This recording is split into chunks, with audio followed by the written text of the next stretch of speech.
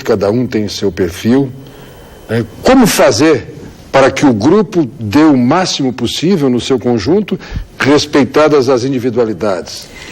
Tem vários aspectos que têm que ser considerados quando a gente trabalha primeiro com esporte coletivo, é bem diferente do esporte individual. Então, trabalhar um grupo é algo que tem uma demanda diferente de abordagem. A segunda coisa é a cultura do esporte que nós estamos falando aqui, que é o futebol, especificamente. E o futebol no Brasil, que também tem a sua cultura. E vamos piorar mais, o futebol do Brasil, do Rio Grande do Sul, que também tem uma culturinha específica. Então, a Fernanda sabe bem o que eu estou falando, a cultura, o meio do futebol é refratário a qualquer tipo de abordagem que não seja treinar no campo. Bola, campo, exercício, um pouco de preparo físico se admite, né? Mas muito bola, campo. E repetição, repetição, repetição, como se fosse uma máquina. E aqueles aspectos que influem nesse desempenho, como também a área emocional, entre outros, né? Eles são delegados ou relegados a segundo plano e acabam se perdendo. Então, aquela gestão do Miranda foi meio que inovadora, ela rompeu uma cultura de não vamos mexer com a cabeça deles.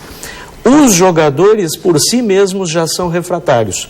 Se a gente olhar para a seleção hoje, que está em crise, apesar deles negarem, eu trabalhei na época com o Parreira. Os sintomas são claros de crise. Evidente que tem crise. A pior Sim, coisa o Parreira foi treinador aqui, né? Sim, eu trabalhei com ele aqui.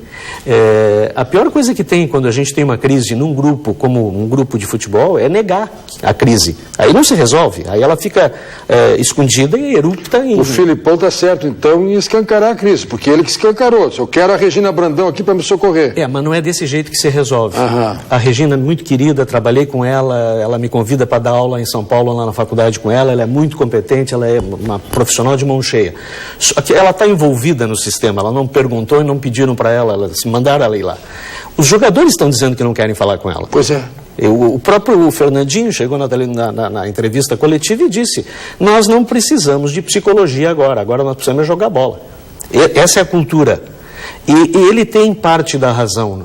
Nessa altura, não é hora de ficar batendo papo para saber das crises emocionais. Agora não. Tinha que ter feito isso antes. E ter feito bem feito, para que não chegasse a isso. Agora é hora de costurar e botar o pessoal para fazer o seu melhor, da maneira que puder. Mas o jogador, ele tem essa postura refratária. Primeiro, ele nega quando tem um problema. O coletivo nega, ele nega individualmente.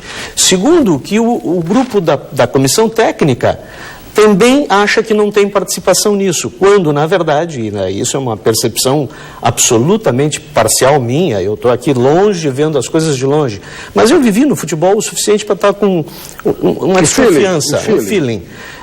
Acho que essa crise tem muito menos a ver com os jogadores e muito mais a ver com a comissão técnica, o modo como a comissão técnica lida com os jogadores. Por isso não se constituiu uma liderança, a liderança está fragmentada, você não tem uma liderança técnica consistente, você tem um líder nomeado que na hora de liderar meio que se omitiu. E isso passa para o grupo nota isso. Você tem um líder técnico, que é o Neymar, que na verdade ele tem capacidade técnica, mas não tem capacidade de liderança, nem tem maturidade para isso. Para mim o xerife mesmo é o Davi. O Davi teria a possibilidade de ser um líder técnico, porque ele é técnico e também tem bastante experiência, mas ele não assume esse papel. Ele assume um papel mais de irmão mais velho, mas não de líder. E dela pelo carisma, né? Ele não é o cara que bate nos caras e diz, vamos lá. Ele não é o cara que pega a bola e vamos resolver. Quem fez isso foi o Fernandinho, na hora da cobrança dos pênaltis. E a diferença entre Parreira e Filipão também, a diferença de estilos, né? Pois é. Completamente diferente. O Parreira é um diplomata, é um sujeito educado, ele conversa macia, ele dá espaço. E ainda tem que pisar em ovos, porque afinal de contas ele não é o técnico.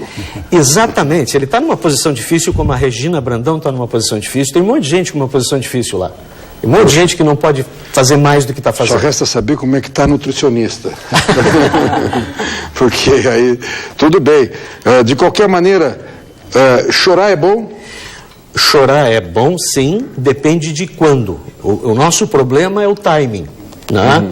O que é o choro? O choro é um sintoma. Eu acabei de dizer, eu sou chorão. Tá. Tem até um folclore, o pessoal diz, fecha em mim que eu vou chorar. Tá? Mas tu imagina o seguinte, né, Brito? Tu imagina agora, tu começa a chorar, te emociona. Agora não, né? Não insiste muito. Mas agora não é hora, espera um pouquinho, deixa terminar o programa, aí tu chora, né? Ou chora antes, mas não durante. Não, mas depende, uma cena final assim, o hall de créditos dando, diretor Rogério Carboneira, Pedro cuidando das imagens, etc. E frisa a imagem, aquela lágrima aqui no canto, fica bem. Uma lagriminha dá. Mas eu acho que o choro que está acontecendo hoje é um sintoma do problema. E ele não vai se resolver dizendo, não chora. Não é assim. Não adianta nada, Lógico. Se tiver que chorar... Chore de uma vez, agora Muito resolve bem. o problema que está causando isso. Funciona aí no quarto de cada um e bater um papo? Funciona. Um atendimento personalizado? Na minha convivência com os jogadores do Internacional durante 3 anos quase, eu convivia diariamente nos treinos, na concentração, nos jogos. Eu estava lá no vestiário e tinham crises durante o jogo e tinham crises individuais que a gente precisava ajudar e ajudava, e aí o atleta voltava melhor. Então é útil ter alguém assim, mas não alguém que aparece no último mês, que vai fazer 2, 3 pré-eleições, vai conversar com meia dúzia e vai embora. Não é andar. Eu vivi lá dentro, eu vivia com eles. Eles não me chamavam de médico, eles não me chamavam de doutor, eles me chamavam de Fly, era o meu apelido, meu nome de guerra no futebol. Então eu convivia. O Lúcio, que era nosso zagueirão, o capitão da seleção, campeão, ele, uma vez, tentamos conversar, ele não queria, como a cultura aqui costuma ser, né, no futebol. Até que depois de 3 meses convivendo e vendo que eu estava tentando ajudar todo mundo e ajudava alguns, um dia ele me chamou. Aí a gente conseguiu conversar. Hoje somos grandes amigos.